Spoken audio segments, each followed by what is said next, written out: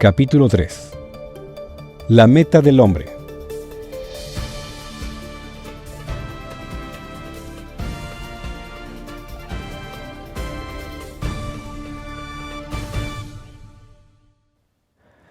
La meta del hombre, el mínimo común denominador de todas sus actividades, el principio dinámico de su existencia, se ha buscado durante mucho tiempo. Si esa respuesta se descubriera, sería inevitable que de ella fluyeran muchas respuestas.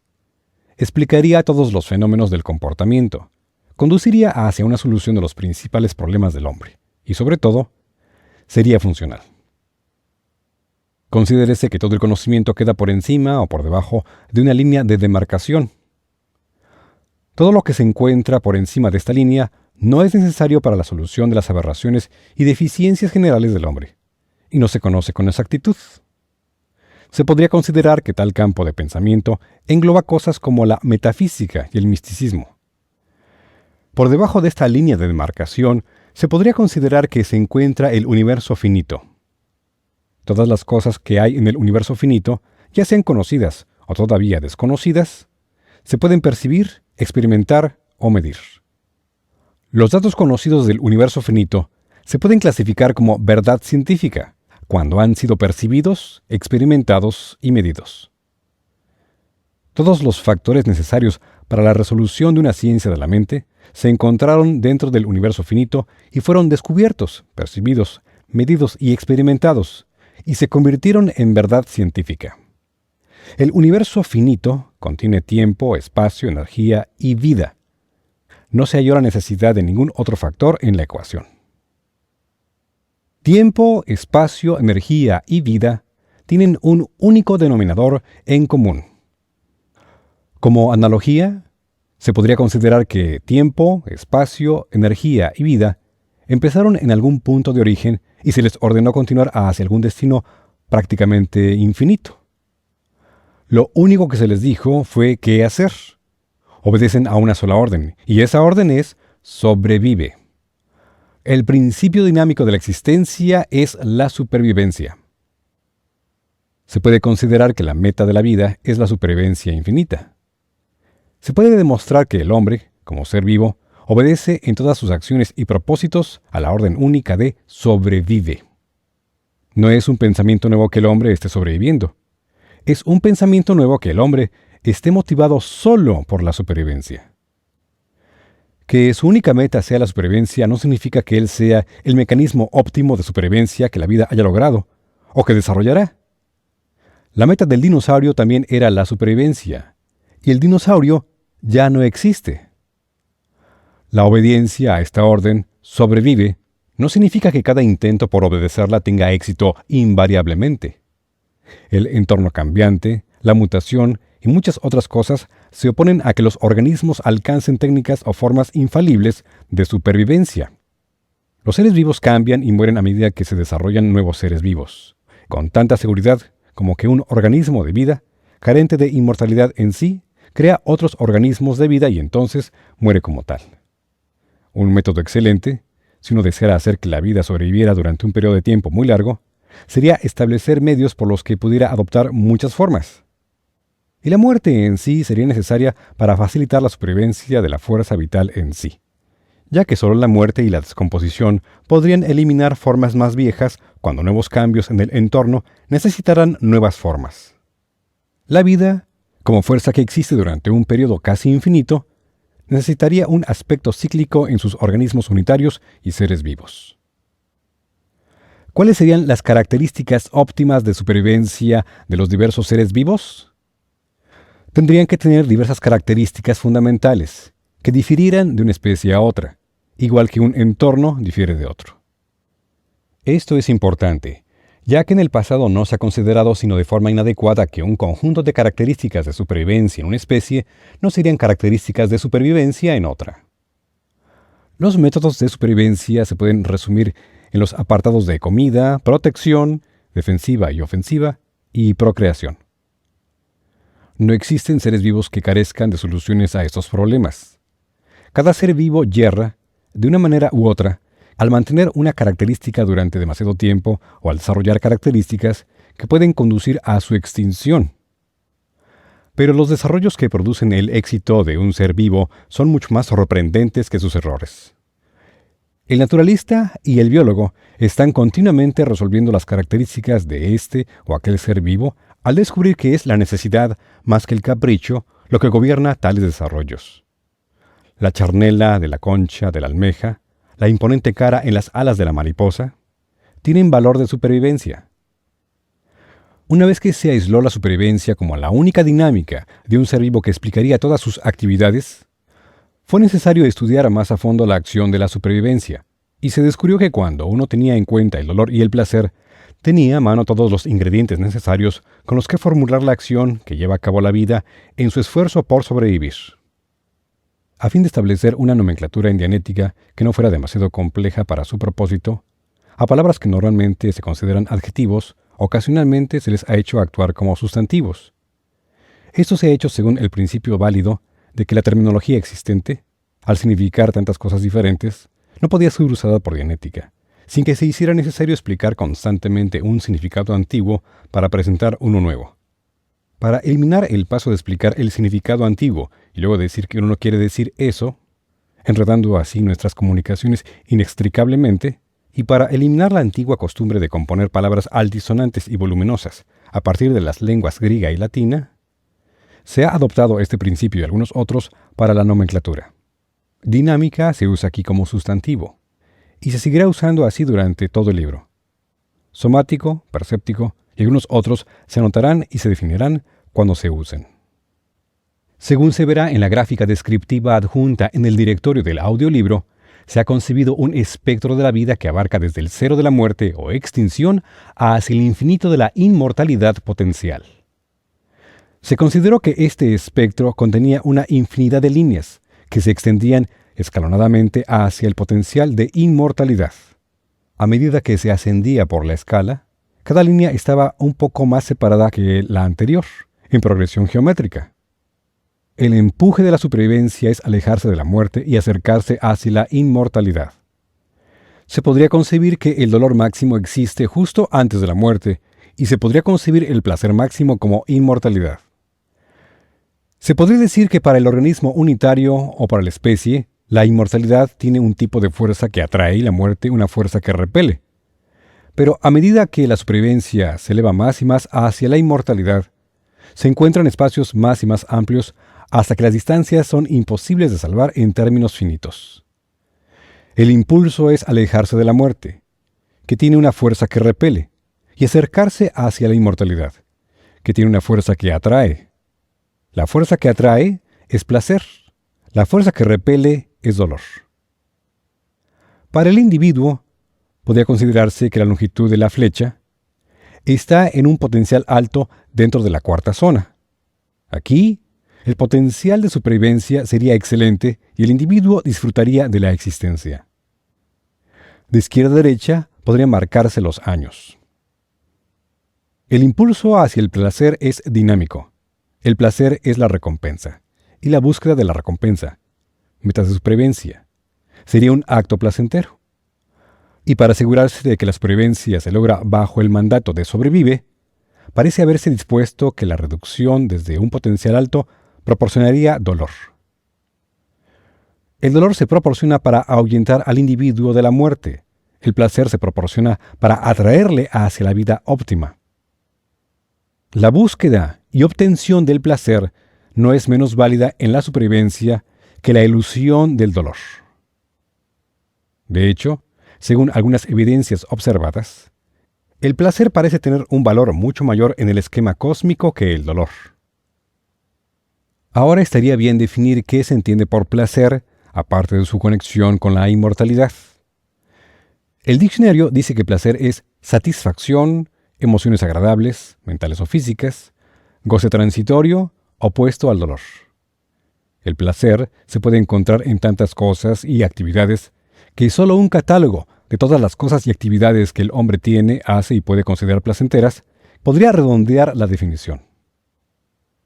¿Y qué queremos decir con dolor? El diccionario dice: sufrimiento físico-mental, castigo.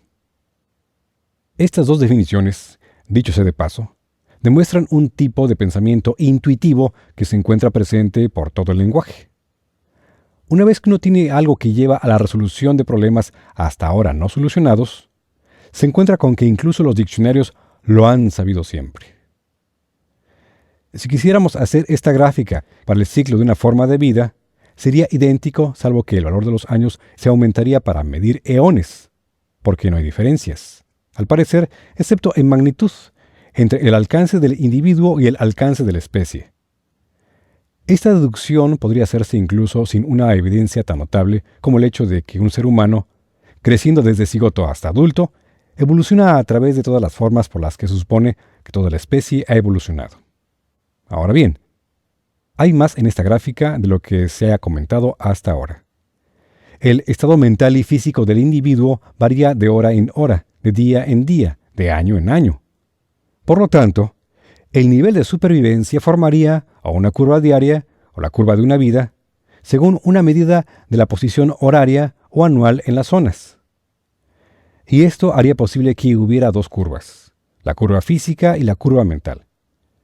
A medida que avancemos hacia el final del libro, encontraremos que las relaciones entre estas dos curvas son vitales y se verá también que, ordinariamente, una caída en la curva mental precederá a una caída en la curva física. Las zonas, pues, pueden corresponder a dos cosas, al ser físico y al ser mental. Por lo tanto, estas cuatro zonas se pueden llamar zonas de los estados de ser. Si una persona es mentalmente feliz, el nivel de supervivencia se puede situar en la zona 4. Si la persona está físicamente muy enferma, podría localizarse, según su enfermedad, en la zona 1 o cerca de la muerte. Se han asignado a estas zonas nombres muy imprecisos, pero no obstante descriptivos. La zona 3 es una zona de felicidad y bienestar generales. La zona 2 es un nivel de existencia tolerable. La zona 1 es una zona de enojo. La zona 0 es la zona de apatía. Estas zonas se pueden usar como una escala tonal mediante la cual se puede clasificar un estado anímico. Justo por encima de la muerte, que es 0, estaría la apatía mental más baja o el más bajo nivel de vida física, 0.1. Un tono 1, en el que el cuerpo está luchando contra el dolor físico o la enfermedad, o donde el ser está luchando con enojo, se podría clasificar desde 1.0, que sería resentimiento u hostilidad, pasando por el tono 1.5, que sería una cólera desenfrenada, hasta 1.9, que sería meramente una tendencia pendenciera. Desde el tono 2.0 hasta el tono 3.0, habría un creciente interés en la existencia y así sucesivamente. Así, resulta que el estado del ser físico o del ser mental no permanece estático por mucho tiempo. Por lo tanto, hay diversas fluctuaciones. En el curso de un solo día, un aberrado puede subir y bajar desde 0.5 hasta 3.5 como ser mental. Un accidente o una enfermedad podrían causar una fluctuación similar en un día. Estas son, pues, cifras que pueden asignarse a cuatro cosas: el estado mental transitorio y el estado mental general medio, y el estado físico transitorio y el estado físico general. En Dianética no empleamos mucho la escala tonal física. La escala tonal mental es, sin embargo, de una importancia enorme y vital. Estos valores de felicidad, existencia tolerable, enojo y apatía no son valores arbitrarios. Se deducen de la observación del comportamiento de los estados emocionales. En un día normal, se encuentra que un clear varía en torno al tono 4, más o menos. Generalmente su tono es 4, lo que es una de las condiciones inherentes a ser clear. El promedio en la sociedad actual, en una conjetura totalmente al azar, está probablemente alrededor de un tono general de 2.8. En esta gráfica descriptiva, que es bidimensional, los datos vitales para la solución del problema de la dinámica de la vida están combinados de modo práctico. Las líneas horizontales están en términos de progresión geométrica, empezando con la línea del 0 inmediatamente por encima de la muerte. Hay 10 líneas para cada zona, y cada zona denota un estado de ser mental o físico, como se ha indicado. La progresión geométrica, así usada, deja espacios siempre en aumento entre las líneas. La anchura de este espacio es el potencial de supervivencia que existe en el momento en que el punto más alto de la flecha de la dinámica de la supervivencia está dentro de ese espacio. Cuanto más lejos de la muerte esté el punto más alto de la flecha de la dinámica de supervivencia, mayor posibilidad de supervivencia tiene el individuo. La progresión geométrica asciende hacia el imposible de infinito y no puede, por supuesto, alcanzar el infinito. El organismo sobrevive a través del tiempo, de izquierda a derecha. La supervivencia óptima, la inmortalidad, se halla, en cuanto al tiempo, a la derecha. El potencial solo se mide verticalmente. La dinámica de supervivencia, de hecho, reside en el organismo como algo heredado de la especie. El organismo es parte de la especie. Del mismo modo que podría decirse que una traviesa vista por un observador desde un tren es parte de la vía férrea, estando el observador siempre en el ahora, aunque esta analogía quizá no sea la mejor. Dentro de sí mismo, el organismo posee una fuerza repulsiva hacia las fuentes de dolor. La fuente de dolor no es más una fuerza impulsora que el espino que lastima la mano. El organismo repele el dolor potencial de una espina. Al mismo tiempo, el organismo posee una fuerza en acción que lo atrae hacia las fuentes del placer. El placer no magnetiza al organismo para que se acerque a él. Es el organismo el que posee la fuerza de atracción, es inherente. La repulsión de las fuentes del dolor se suma a la atracción por las fuentes del placer para actuar como un impulso combinado que aleja de la muerte y lleva hacia la inmortalidad. El impulso que aleja de la muerte no es más poderoso que el impulso hacia la inmortalidad. En otras palabras, en lo que respecta a la dinámica de supervivencia, el placer tiene tanta validez como el dolor. No se debería interpretar aquí que la supervivencia sea siempre cuestión de tener la vista puesta en el futuro. La contemplación del placer, el puro deleite, la contemplación de placeres pasados, todos se combinan formando armonías que, aunque actúan automáticamente como un ascenso hacia el potencial de supervivencia a través de su acción dentro del organismo físicamente, no le exigen al futuro ser una parte activa de la computación mental en esa contemplación. Un placer que reacciona para dañar físicamente al cuerpo, como en el caso del libertinaje, muestra en acción una relación entre el efecto físico, que se ve hundido hacia el dolor, y el efecto mental del placer experimentado. Hay un consecuente descenso de la dinámica de supervivencia. Como promedio, la posibilidad futura de angustia debido al acto, añadida al estado de ser en el momento de haberse experimentado el libertinaje, hunde una vez más la dinámica de supervivencia. Debido a esto, varias clases de libertinaje se han visto con desaprobación por el hombre a través de su historia. Esta es la ecuación de los placeres inmorales, y cualquier acción que haya ocasionado supresión de la supervivencia o que pueda ocasionarla, cuando se le persigue como placer, ha sido censurada alguna que otra vez en la historia del hombre. La inmoralidad se cuelga originalmente como una etiqueta sobre algún acto o clase de acciones porque deprimen el nivel de la dinámica de supervivencia. La imposición futura de un estigma moral puede depender ampliamente del prejuicio y la aberración, y hay, consecuentemente, una continua disputa sobre lo que es moral y lo que es inmoral. Debido a que ciertas cosas que se practican como placeres son de hecho dolores, y qué fácil será saber por qué cuando hayas terminado este libro. Y debido a la ecuación moral antes expuesta, el placer en sí, en cualquier sociedad aberrada, puede llegar a ser condenado. Un cierto tipo de pensamiento, del que más tarde hablaremos, permite una pobre diferenciación entre un objeto y otro. Confundir a un político deshonesto con todos los políticos sería un ejemplo de esto. En tiempos remotos, al romano le gustaban sus placeres, y algunas de las cosas a las que llamaba placer eran un poquitín extenuantes para otros grupos, como los cristianos. Cuando los cristianos derrocaron al Estado pagano, el antiguo orden romano hizo el papel de malo. Por lo tanto, cualquier cosa que fuera romana era infame. Esto llegó a extremos tan marcados que la afición del romano por el baño hizo del bañarse algo tan inmoral que Europa permaneció sin bañarse durante unos 1500 años. Lo romano se había convertido en una fuente de dolor tan general que todo lo romano era maligno, y permaneció siendo maligno durante mucho tiempo después de que el paganismo romano pereciera. La inmoralidad, de esta manera, tiende a convertirse en un asunto intrincado. En este caso se convirtió en algo tan intrincado que el placer mismo se vio estigmatizado. Cuando la mitad del potencial de supervivencia se tacha de la lista de cosas legítimas, hay verdaderamente una reducción considerable de la supervivencia. Considerando esta gráfica en una escala racial, la reducción del potencial de supervivencia a la mitad predeciría que a la raza le esperan cosas horrendas. De hecho, debido a que el hombre después de todo es hombre, ningún conjunto de leyes, se impongan como se impongan, pueden eliminar completamente la atracción del placer. Pero en este caso se eliminó y prohibió lo suficiente como para ocasionar precisamente lo que pasó, las eras de oscurantismo y el retroceso de la sociedad.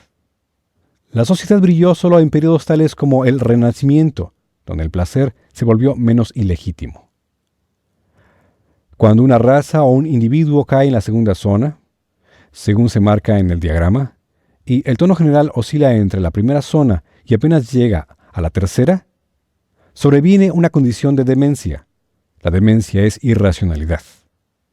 Es también un estado en el cual ha habido continuamente una aproximación tal a la contrasupervivencia que la raza o el organismo se entregan a todo tipo de soluciones descabelladas.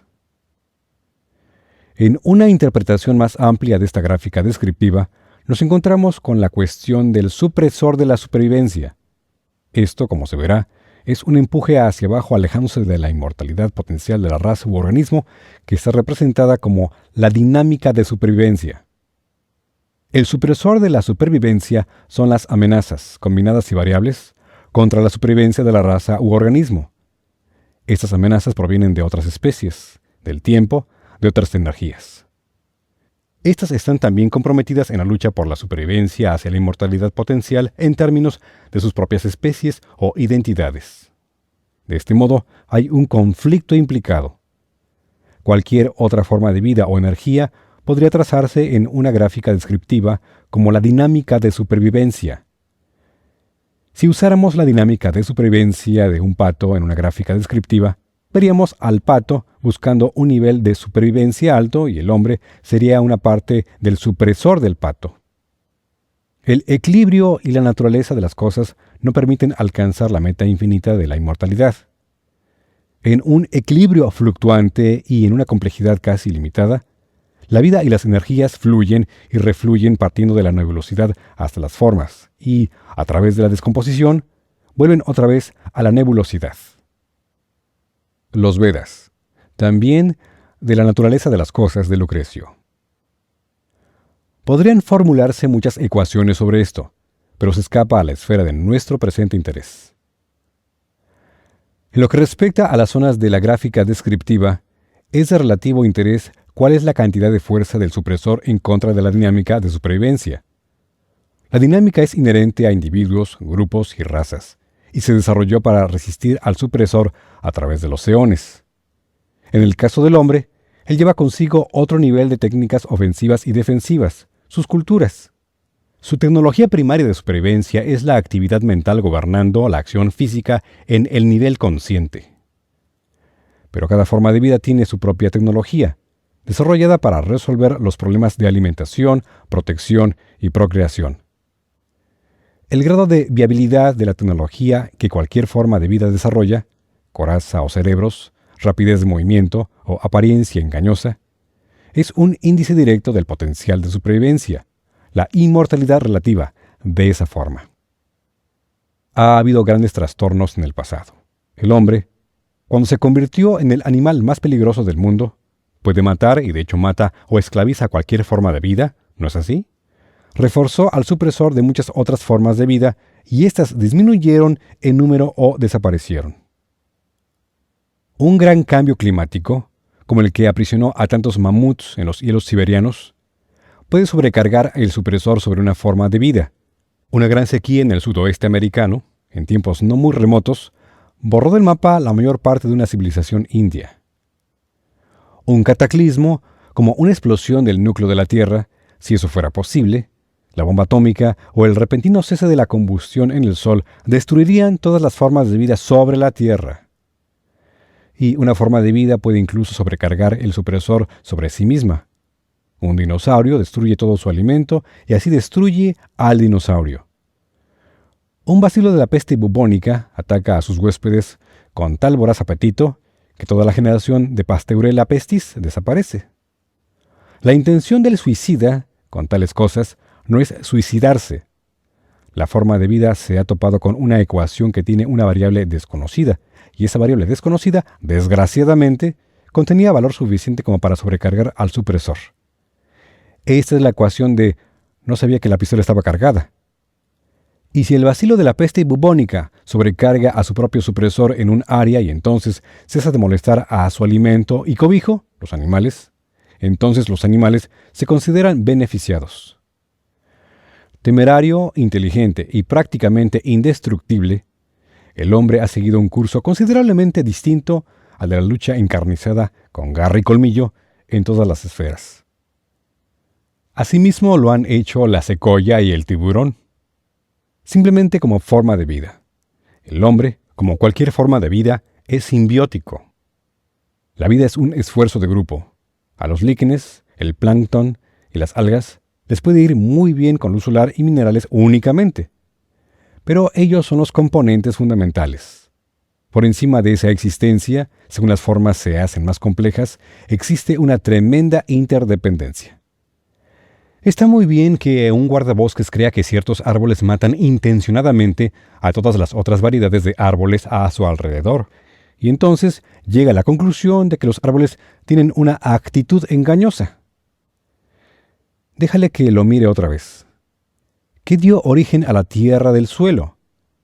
¿Qué proporciona los medios para mantener el equilibrio de oxígeno? ¿Qué hace posible que la lluvia caiga en otras áreas? Estos árboles malintencionados y asesinos. Y las ardillas plantan árboles. Y el hombre planta árboles. Y los árboles cobijan árboles de otro tipo. Y los animales fertilizan los árboles. Y los árboles cobijan animales. Y los árboles mantienen firme la tierra del suelo de forma que las plantas con raíces menos fuertes puedan crecer. Miramos en cualquier y en toda dirección y vemos a la vida apoyando a la vida. La multitud de complejidades de la vida como afinidades por la vida no son espectaculares, pero son la razón constante, práctica, importante de que la vida pueda siquiera continuar existiendo. Una secoya puede estar aislada de otras secoyas, y aunque da muy bien la impresión de existir sola como una secoya, una mirada más de cerca mostrará que tiene dependencias y que se depende de ella. Por lo tanto, puede verse que la dinámica de cualquier forma de vida la ayudan muchas otras dinámicas y se combina con ellas en contra de los factores supresivos. Nadie sobrevive solo. Se ha dicho que la necesidad es algo maravilloso, pero necesidad es una palabra que se ha dado por sentada bastante a la ligera. Parece que el oportunismo se ha entendido ampliamente como necesidad. ¿Qué es necesidad? Además de ser la madre de la invención, es una cosa dramática y repentina que justifica guerras y asesinatos, que afecta al hombre solo cuando está a punto de morir de hambre. ¿O es la necesidad una magnitud mucho más suave y menos dramática? Todo, según Leucipo, está impulsado por la necesidad. Este es un punto fundamental de mucha teorización a través de los tiempos. Impulsado, esta es la clave del error. Impulsadas. Las cosas son impulsadas. La necesidad impulsa. El dolor impulsa. La necesidad y el dolor y la necesidad. Recordando lo dramático y pasando por alto lo importante, el hombre se ha concebido a sí mismo, de vez en cuando, como un objeto acosado por la necesidad y el dolor. Estas eran dos cosas antropomorfas, de forma humana, que, completamente equipadas, le punzaban con lanzas. Puede decirse que se trata de un concepto equivocado, simplemente porque no funciona para producir más respuestas. Lo que haya de necesidad está dentro de él. Nada lo impulsa, excepto su ímpetu original por sobrevivir. Y lleva esto en sí mismo o en su grupo. Dentro de él está la fuerza con la que repele el dolor. Dentro de él está la fuerza con la que atrae el placer. Resulta ser un hecho científico que el hombre es un organismo autodeterminado, hasta el límite más extremo en que puede hacerlo cualquier forma de vida, pues todavía depende de otras formas de vida y de su entorno general. Pero él es autodeterminado. Este es un asunto que se tratará más adelante. Pero aquí mismo, es necesario indicar que no es de forma inherente un organismo determinado, en el sentido de que está impulsado sobre esta maravillosa base de estímulo-respuesta que parece tan ingeniosa en ciertos libros de texto y que resulta tan completamente impracticable en el mundo del hombre. Los encantadores ejemplitos sobre ratas no sirven cuando hablamos del hombre. Cuanto más complejo es el organismo, menos se puede confiar en que la ecuación de estímulo-respuesta funcione. Y cuando se llega a esa máxima complejidad que es el hombre, se ha alcanzado un buen grado de variabilidad en términos de estímulo-respuesta. Cuanto más consciente y más racional es un organismo, más autodeterminado es ese organismo. Como todas las cosas, el autodeterminismo es relativo. Sin embargo, en comparación con una rata, el hombre es de hecho muy autodeterminado. Esto es únicamente un hecho científico porque puede demostrarse fácilmente. Cuanto más consciente es el hombre, menos es un instrumento de apretar el botón. En estado aberrado y reducido, puede hacérsele actuar, naturalmente, en un grado limitado, como una marioneta. Pero entonces se entiende que cuanto más aberrada esté una persona, más se acerca al coeficiente de inteligencia de un animal. Dado este autodeterminismo, es interesante observar qué es lo que hace un hombre con él. Aunque nunca se puede escapar de la ecuación, no sabía que estaba cargada, en términos de cataclismo o del beneficio inesperado de alguna otra forma de vida, él actúa en una zona de alto nivel de potencial de supervivencia.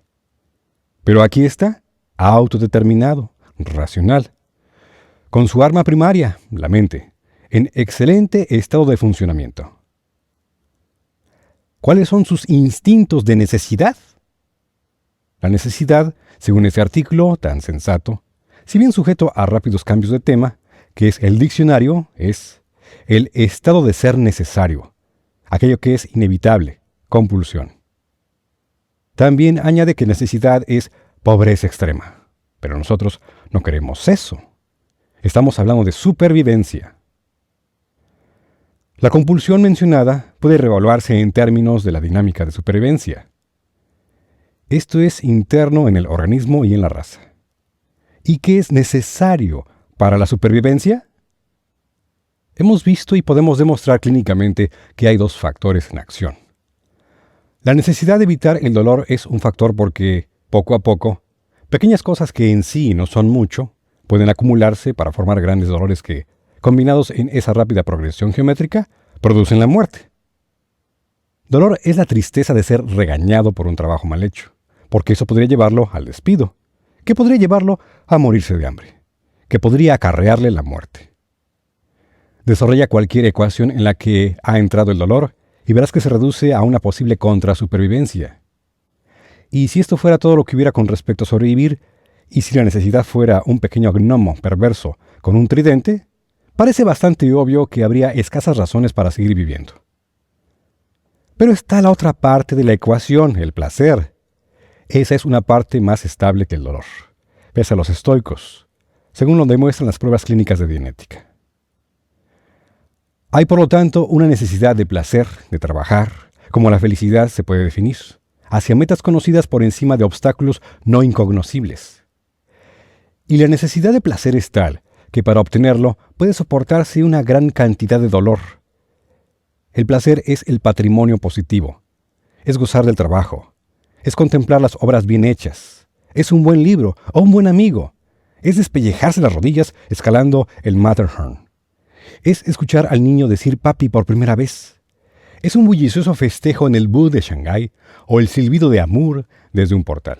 Es aventura y esperanza y entusiasmo, y algún día aprenderé a pintar. Es comer una buena comida, o besar a una chica guapa, o jugarse un buen farol en la bolsa de valores. Es lo que el hombre hace que disfruta hacer. Es lo que el hombre hace que disfruta contemplar. Es lo que el hombre hace que disfruta recordar. Y puede ser simplemente la conversación sobre cosas que él sabe que no hará nunca. el hombre soportará una gran cantidad de dolor para obtener un poco de placer. Fuera, en el laboratorio del mundo, se tarda muy poco en confirmar eso. ¿Y cómo encaja la necesidad en este panorama? Hay una necesidad de placer, una necesidad tan viva, tan vibrante y tan vital como el corazón humano en sí mismo. Aquel que dijo que un hombre que tuviera 2 hogazas de pan debería vender una para comprar jacintos blancos, dijo una gran verdad. Lo creativo, lo constructivo, lo bello, lo armonioso, lo audaz, ¿sí? E incluso escapar de las fauces del olvido. Estas cosas son placer y estas cosas son necesidad. Hubo una vez un hombre que había caminado 1000 millas solo para ver un naranjo, y otro que era una masa de cicatrices y huesos desajustados, que ansiaba tener la oportunidad de espolear otro potro salvaje. Está muy bien el morar en las alturas de algún Olimpo y escribir un libro sobre castigos, y está muy bien leer para encontrar lo que unos escritores dijeron que otros escritores decían, pero no es muy práctico. La teoría del impulso por medio del dolor no funciona. Si algunos de estos principios básicos de Dianética fueran solo poesía en torno al estado idílico del hombre, podrían justificarse como tal. Pero resulta que allá afuera en el laboratorio del mundo, funcionan. El hombre, en afinidad con el hombre, sobrevive. Y esa supervivencia es placer.